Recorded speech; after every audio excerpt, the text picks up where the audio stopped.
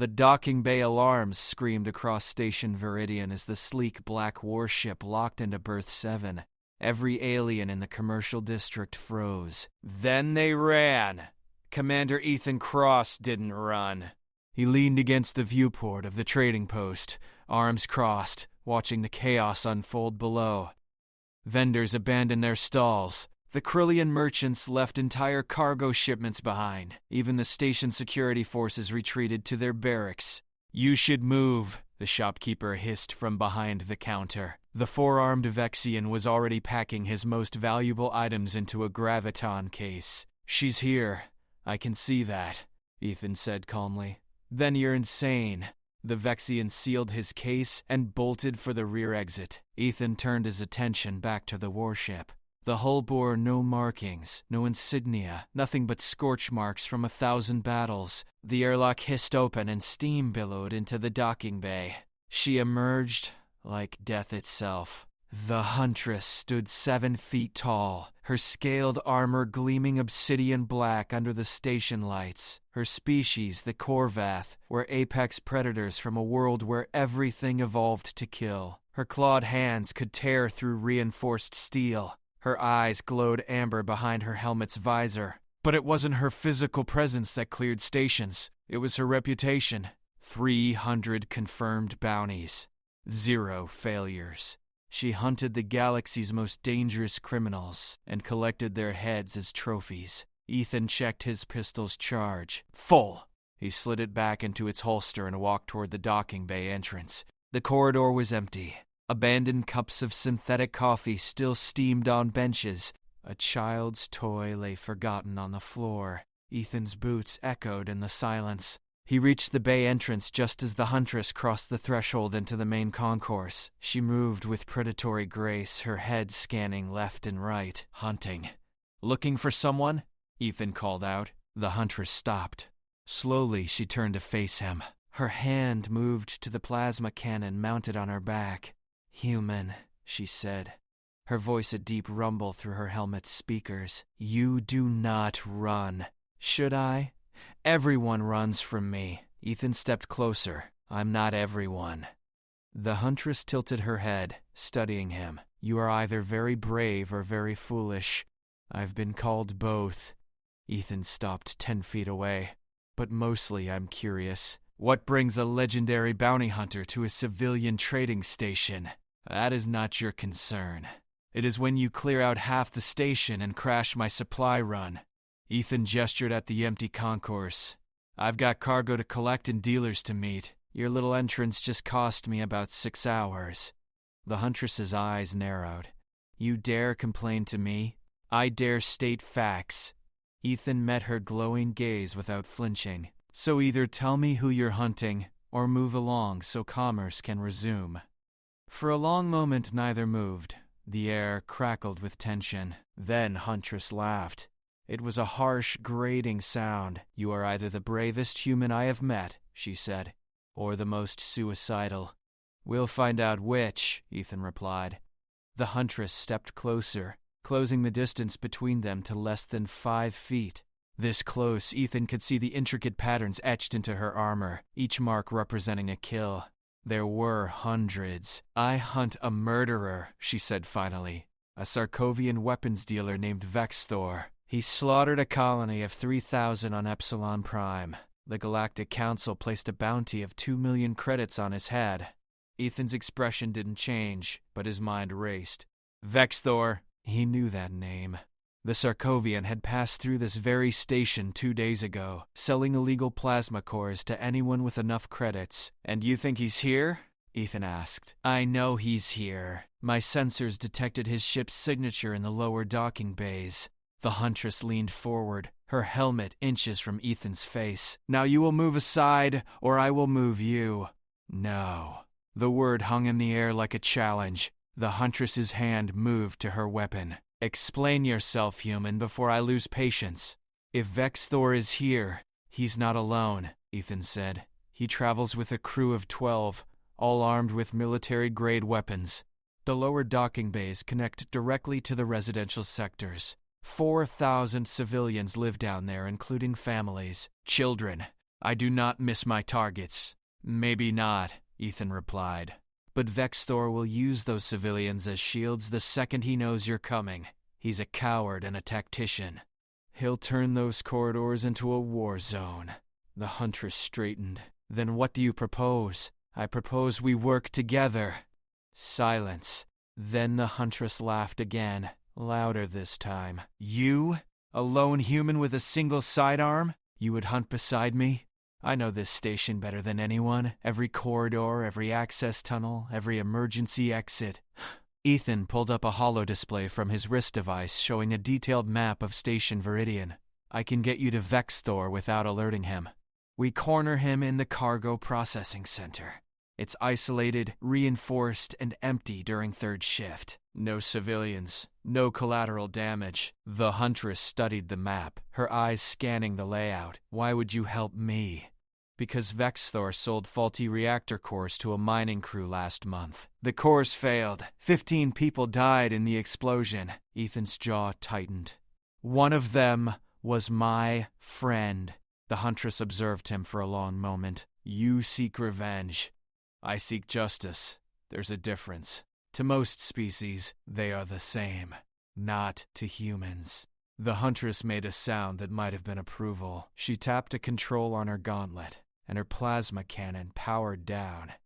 Very well, human. I will accept your assistance. But understand this. If you slow me down, if you compromise the hunt, I will leave you behind. Fair enough. Ethan extended his hand. Ethan Cross. The Huntress looked at his hand with what seemed like confusion, then carefully clasped it with her clawed gauntlet. Her grip could have crushed bone, but she kept it controlled. I am called Krazix among my people. Your kind may call me Kira. Kira it is. Ethan released her hand and pulled up the station's security feeds on his display. Vexthor's ship is in Bay 42, lower level. But look here. He pointed to a thermal signature moving through the maintenance tunnels. That's him. He's already on the move. Kira's eyes blazed brighter. He knows I'm here. Someone tipped him off. Ethan zoomed in on the signature. He's heading toward the black market district. That's bad. The dealers there won't ask questions if he needs to disappear. Then we move now.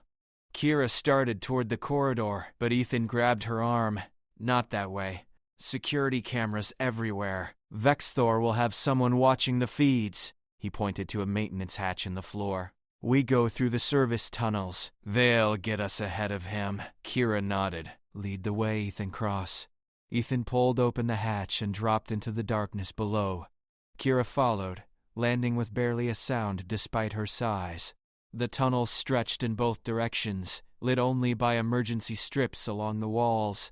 This way, Ethan said, moving quickly through the narrow passage. Stay low. The ceiling drops in about 30 meters. They moved in silence, Ethan navigating by memory while Kira's enhanced senses tracked every sound and movement. The tunnel branched multiple times, but Ethan never hesitated. You know this station well, Kira observed.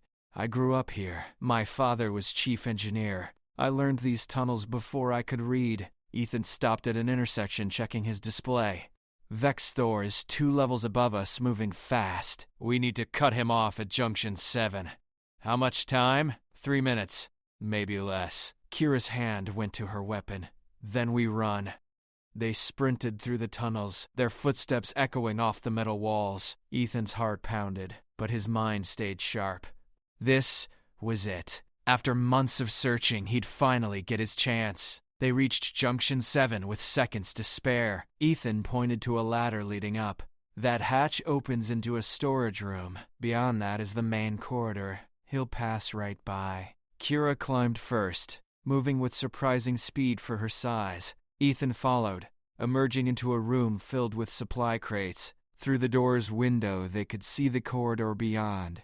There, Kira whispered. Vexthor appeared, flanked by 4 guards. The Sarkovian was massive, his reptilian features twisted into a permanent sneer. His guards carried pulse rifles, their fingers on the triggers. Ethan drew his pistol. Kira's plasma cannon hummed to life. Now we end this, Kira growled. The door exploded outward as Kira crashed through it, her plasma cannon already firing. The first guard vaporized before he could scream. The second managed to raise his rifle before Ethan's pistol shot caught him in the chest, dropping him instantly. Vextor roared and dove behind a support pillar. His remaining 2 guards opened fire, pulse rounds tearing through the air. Kira's shields absorbed the impacts, blue energy rippling across her armor as she advanced like an unstoppable force. Ethan rolled left, using a cargo container for cover. He fired twice, both shots precise. One guard went down clutching his leg. The other stumbled back, his weapon sparking from a direct hit to its power cell. "Surrender, Vexthor!" Kira's voice boomed through the corridor. "Your guards are finished! You think I fear you, Huntress?" Vexthor's voice echoed from behind the pillar. "I've killed bigger threats than you." He threw something small and metallic into the corridor. Ethan's eyes widened. "Grenade! Move!" The explosion rocked the corridor, blowing out wall panels and sending debris flying. Ethan felt the shockwave slam into his cover, nearly knocking him over. Through the smoke and dust, he saw Vextor sprinting toward an emergency access door. Kira emerged from the blast unscathed, her shield still holding. She fired her cannon, but Vextor was already through the door. The plasma bolt melted the wall where he'd been standing a second earlier. "He's heading for the transit tubes," Ethan shouted, already running. If he reaches them, he can get anywhere on the station. They burst through the access door into a junction chamber. Transit tubes stretched in 6 directions, magnetic rails designed to move cargo at high speed through the station's core. Vextor was climbing into one of the tubes, a personal accelerator pad under his feet. Kira raised her cannon, but Ethan pushed it down. "You'll breach the hull. The decompression will kill everyone in 3 sectors.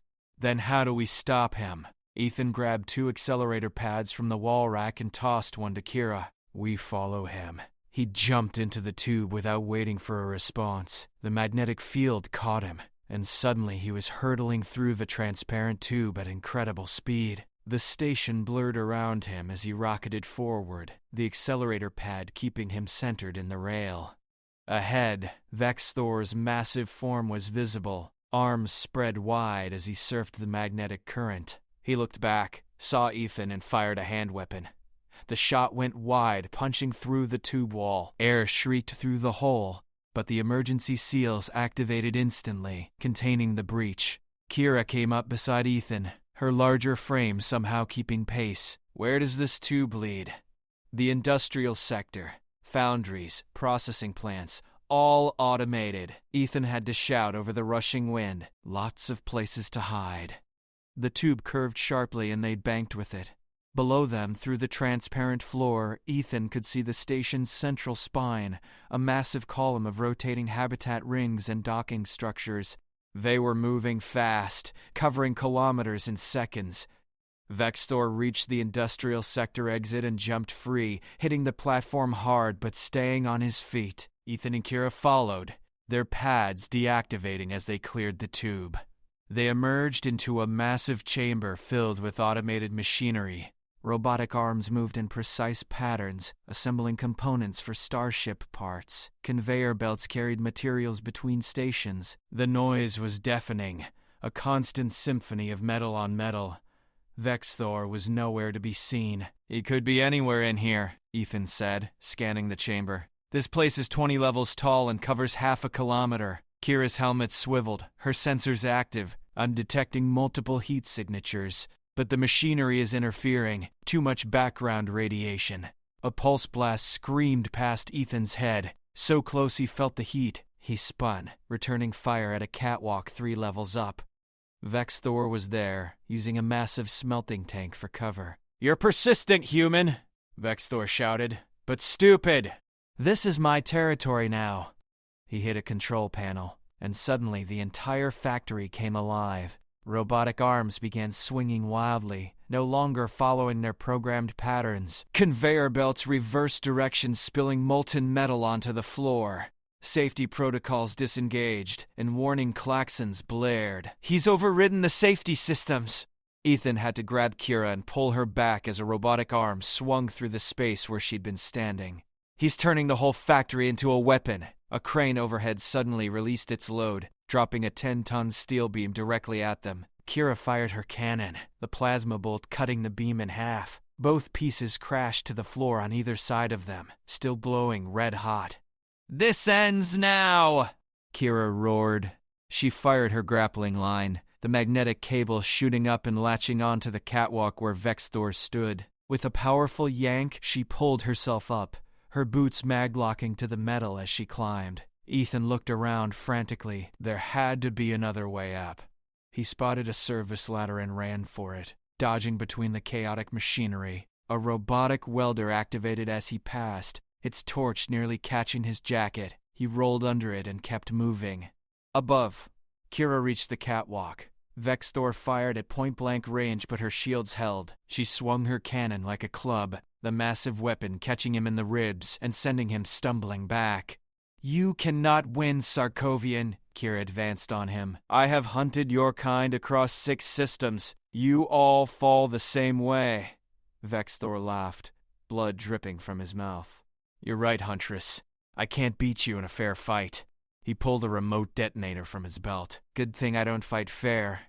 Ethan reached the catwalk just in time to see Vexthor press the button.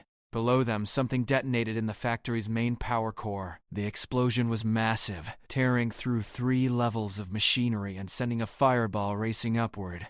The catwalk shook violently. Metal screeched as support struts tore free. Vexthor jumped, using his natural strength to clear the gap to another platform. The catwalk beneath Kira collapsed. Ethan's hand shot out, grabbing Kira's armored wrist as she fell.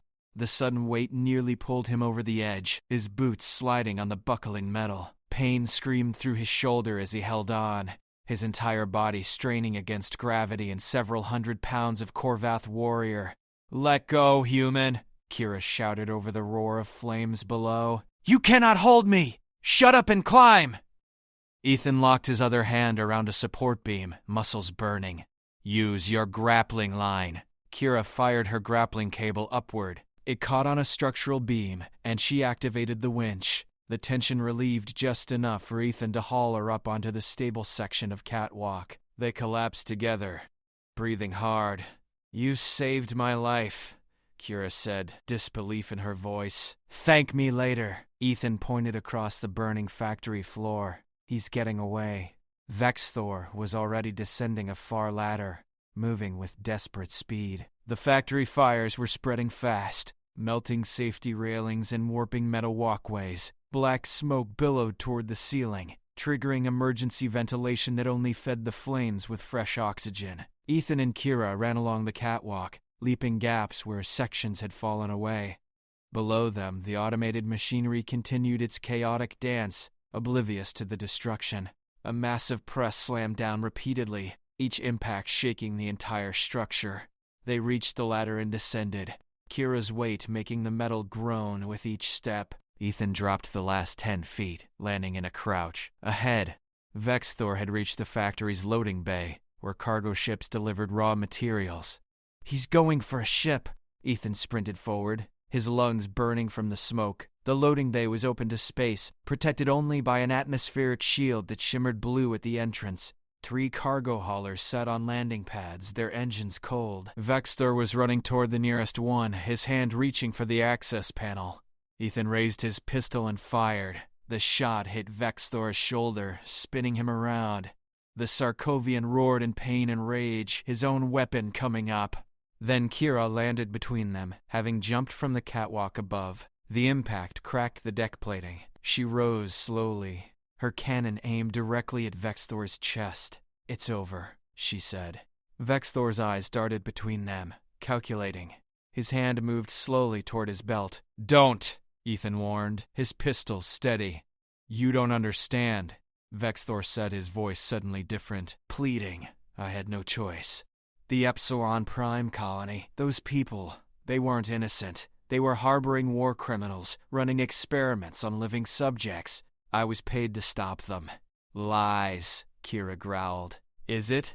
Vexthor looked at Ethan. You're human. Your people know about making hard choices. The colony records are sealed by the Galactic Council. Why would they hide the truth if there was nothing to hide? Ethan's finger tightened on the trigger. The 15 miners who died from your faulty reactor cores. What hard choice justified that? Collateral damage? Business risk. Vexthor shrugged. They knew the cores were cheap. They took the chance. They trusted you. Then they were fools. Kira fired. The plasma bolt took Vexthor in the leg, dropping him to his knees. He screamed, clutching the cauterized wound. You will face justice, Kira said, advancing. You will stand trial before the council. Your crimes will be exposed, and you will spend the rest of your life in a containment cell.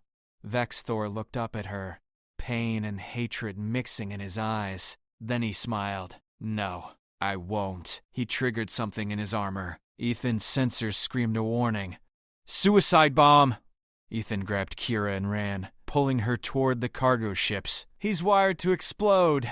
They dove behind the nearest hauler just as Vexthor detonated. The explosion was enormous, a white-hot fireball that consumed the loading bay. The atmospheric shield flickered and failed, and suddenly the vacuum of space was trying to suck everything out through the opening. Ethan felt himself sliding backward, his boots losing traction. Emergency bulkheads began descending, trying to seal the breach, but they were moving too slowly. Another few seconds and he'd be pulled into space. Kira's hand clamped around his arm. She'd maglocked her boots to the deck and was holding him against the rushing wind. The cargo hauler they'd hidden behind was sliding toward the breach, its landing clamps torn free. The bulkheads! Ethan shouted, though he could barely hear his own voice. Kira understood. She fired her plasma cannon at the descending bulkhead's hydraulics. The blast severed the control lines, and the massive door dropped instantly, slamming shut and sealing the breach. The wind stopped.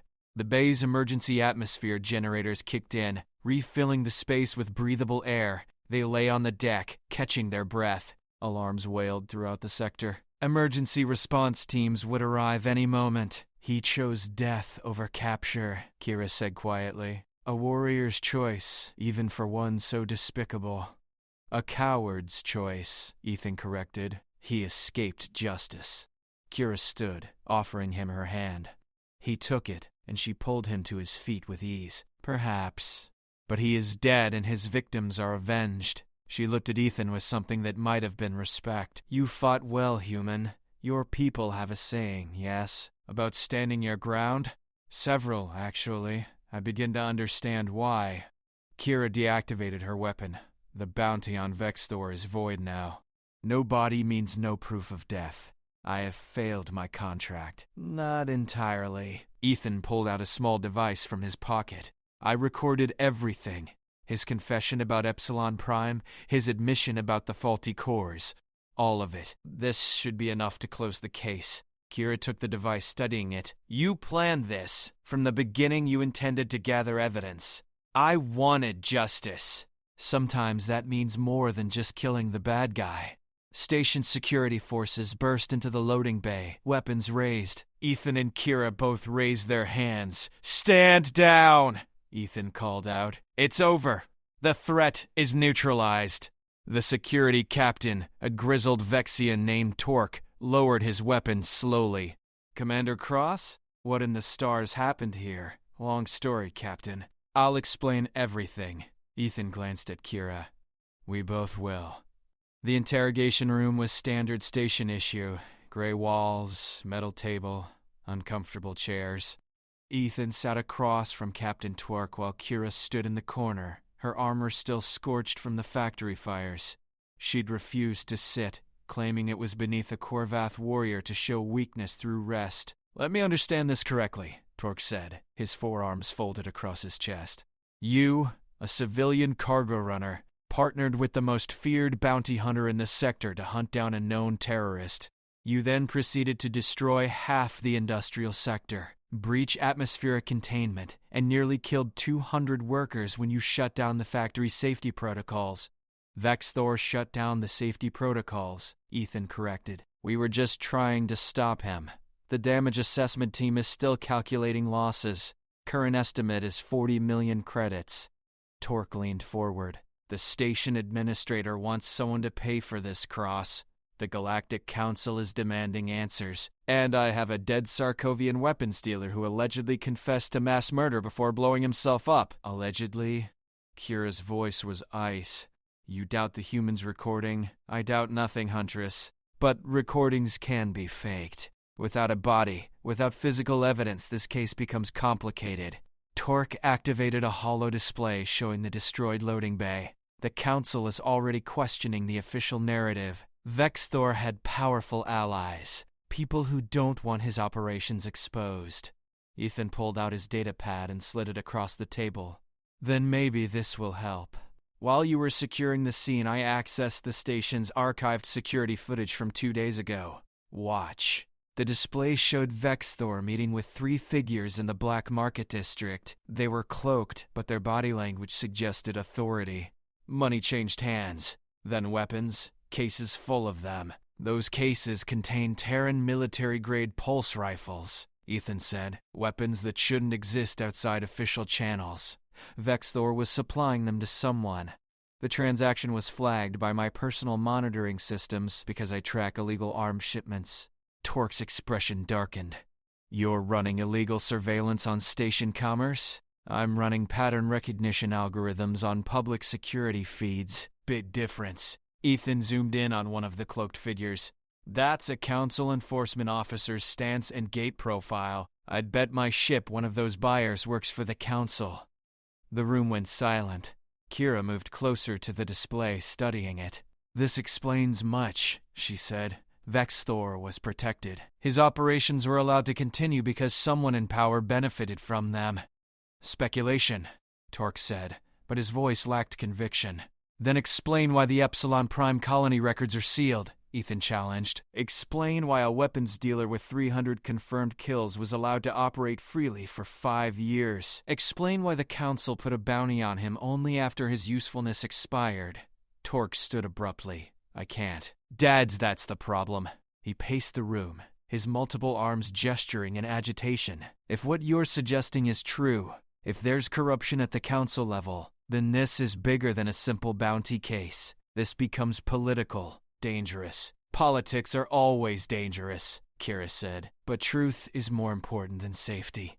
Alert chimed on Torque's communicator. He checked it, and his face went pale. We have a situation. 3 Council warships just dropped out of hyperspace. How well?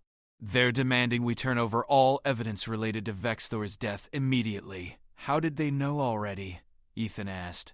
We only just finished the investigation. Someone told them. Torque looked at them both. Someone on this station is feeding information to the Council, and if they're moving this fast, it means they're worried about what we might find. Kira's hand went to her weapon. Then we must act first. Negative, Torque said firmly.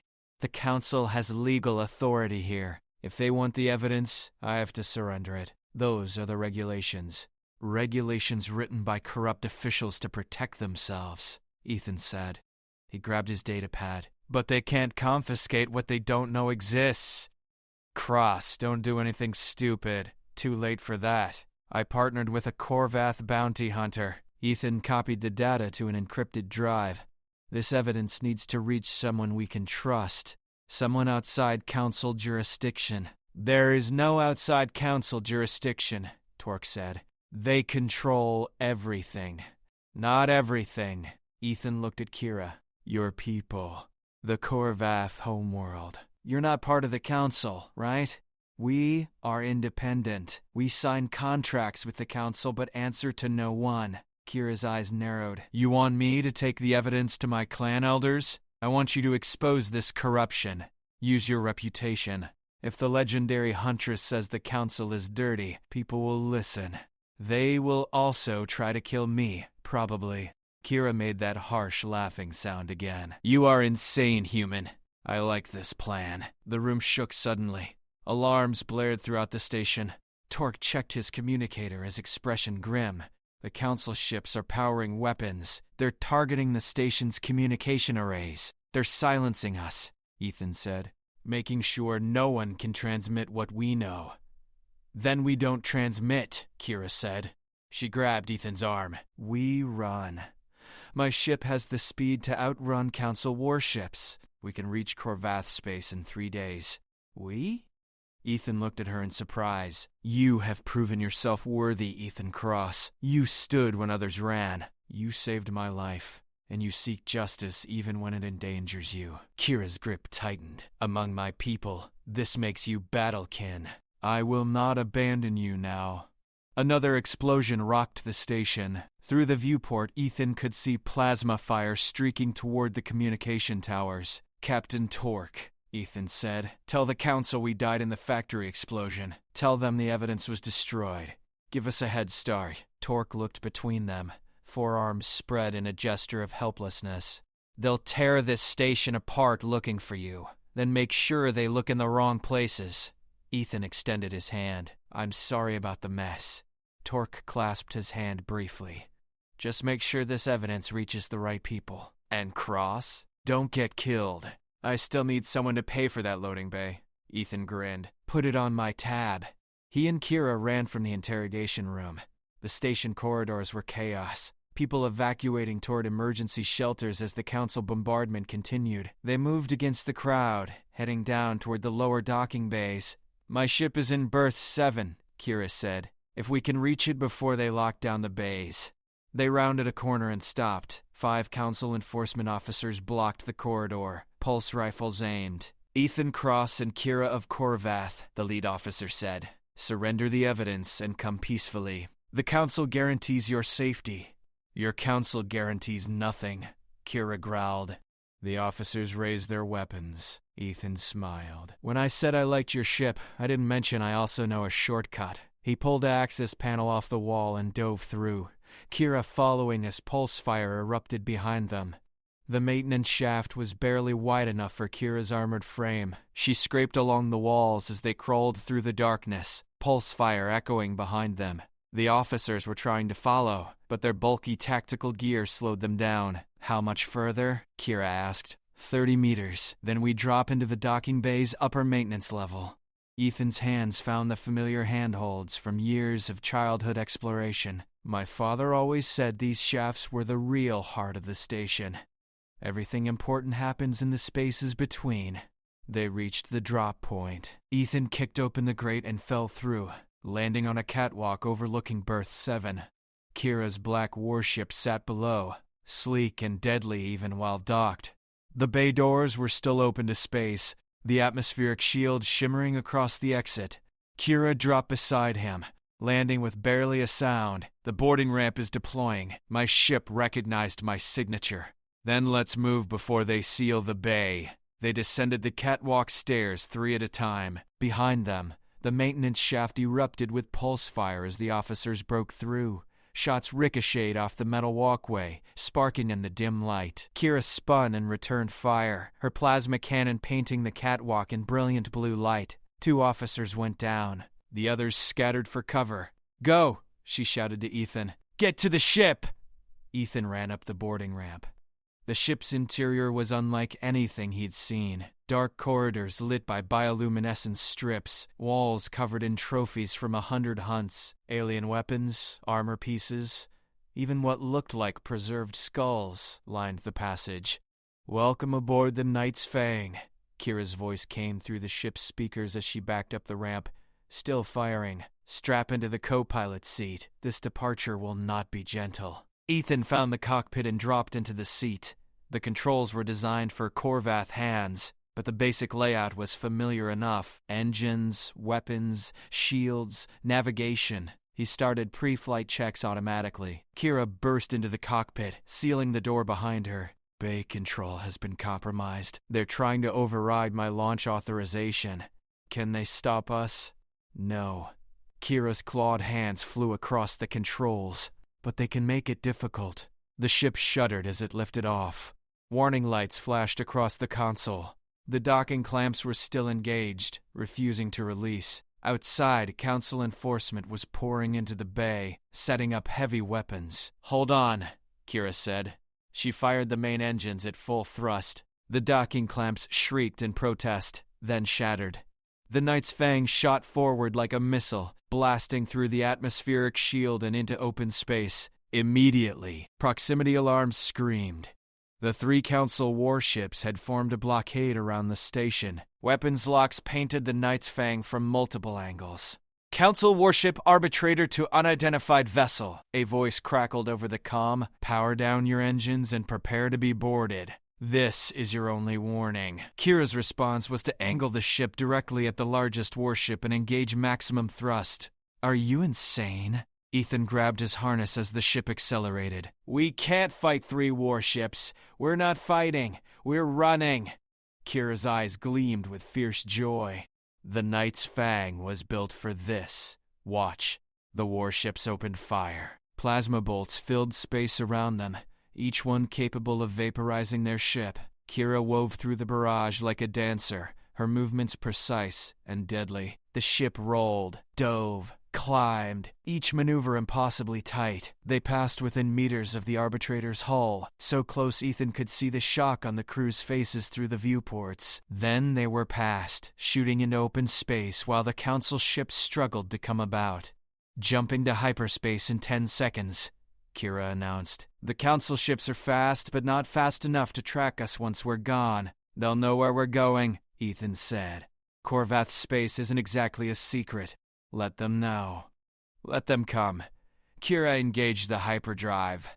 "By the time they arrive, my clan will have reviewed the evidence. The truth will be shared across every independent world. The Council cannot silence everyone." The stars stretched into lines as they jumped. The Council warships vanished behind them, left far behind in normal space. Ethan leaned back in his seat, the adrenaline finally fading. "We actually did it." "We did." Kira turned to look at him, her helmet retracting to reveal her face for the first time. Her features were sharp and predatory, her eyes still glowing amber. But there was respect there. "You stood your ground, Ethan Cross. When the Huntress entered, you did not run. You fought beside me as an equal. Seemed like the right thing to do. Most beings do not do what is right, they do what is safe." Kira extended her clawed hand. "Among my people, battlekin who survive the hunt together are bonded for life. You will always have a place aboard this ship. You will always have an ally among the Korvath." Ethan clasped her hand. "And you'll always have one among humanity. Though I should warn you, we tend to make things complicated." Kira's harsh laugh filled the cockpit.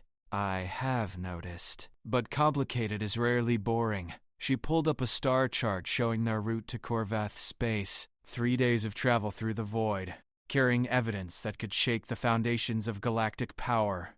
"What do you think will happen?" Ethan asked. "When the truth comes out? War, perhaps. Political upheaval, certainly. The Council will deny everything. Some will believe them. Others will not." Kira's expression was grim but determined. "But that is not our concern. We did what was necessary. We stood for justice when others would not. That is enough." Ethan looked out at the streaming stars, thinking about Station Viridian, about Captain Torque, about all the people who would be caught in the coming storm. Then he thought about his friend who died in that reactor explosion, about the 3,000 souls lost on Epsilon Prime, about every victim of corruption and greed. "Yeah," he said quietly, "that's enough." The Night's Fang sailed on through hyperspace, carrying 2 warriors who refused to run and the evidence that would prove the powerful could still fall. Behind them, the galaxy was about to change. Ahead, uncertainty and danger waited. But for now, in this moment, they had won. And sometimes that was all that mattered. Kira began teaching Ethan the basics of Korvath honor codes, while he showed her humanity's stubborn refusal to accept impossible odds. Different species, different worlds, united by one simple truth. Some people run when the Huntress enters, others stand and fight. And those who stand together can face